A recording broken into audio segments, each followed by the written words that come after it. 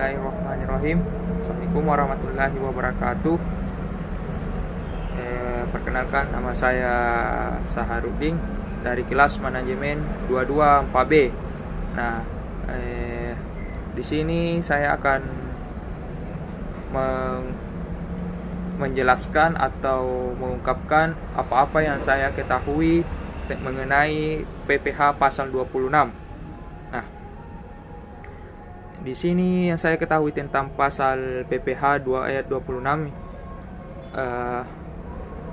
di mana pengertian pajak penghasilan 23 dan PPH 26 adalah pajak penghasilan yang berasal dari transaksi pajak penghasilan yang berasal dari transaksi badan usaha pengusaha kena pajak, atau biasa kita sebut dengan PKP, dengan perusahaan terkait jenis transaksi tertentu sesuai ketentuan Undang-Undang Pajak Penghasilan atau Undang-Undang PPH.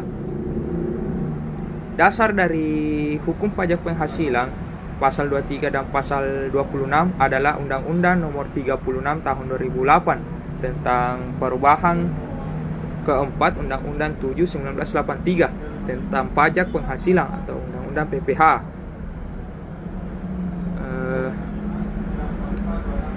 Pajak penghasilan diatur dalam Undang-Undang PPH, diantaranya pajak penghasilan orang pribadi, pajak penghasilan badan, PPH, pajak penghasilan pasal 15 ayat 21, PPH pasal 22 dan lain-lain.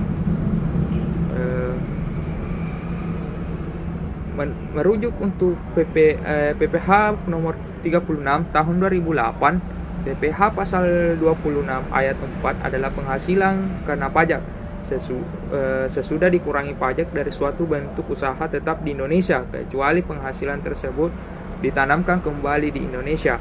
Artinya di sini, jika penghasilan yang sudah dikurangi pajak diperoleh BAT itu ditanamkan kembali di Indonesia, maka tidak akan dikenakan PPH 26. Ada maksudnya beberapa jenis PPH tersebut hanya dikelola oleh dua platform, yaitu e-filing dan e-bufot unifikasi. Jenis PPH yang dikelola melalui e-filing seperti diketahui, wajib pajak pemungut atau pemotong PPH ayat 21 wajib membuat bukti potong, menyetorkan dan melaporkan SPT masa PPH 21. Dan jenis PPH yang dikelola melalui e-bufot unifikasi sedangkan yang digunakan untuk bukti potong dan melaporkan SPT masa PPH unifikasi beberapa jenis PPH, yakni PPH pasal 4 ayat 2, PPH pasal 15, 22, 23 dan 26. Subjek PPH pasal 26 yang pertama yaitu subjek pajak secara umum, di mana subjek pajak secara umum yang di sini adalah orang pribadi, badan, bentuk usaha tetap. Subjek pajak ini pada dasarnya dibedakan menjadi dua, yakni subjek pajak dalam negeri dan subjek pajak luar negeri. Buat yang menjadi subjek pajak di antaranya tempat kedudukan manajemen, cabang perusahaan, kantor perwakilan, gedung pabrik, bengkel dan lain-lain. Itulah yang saya ketahui mengenai pasal PPH 26.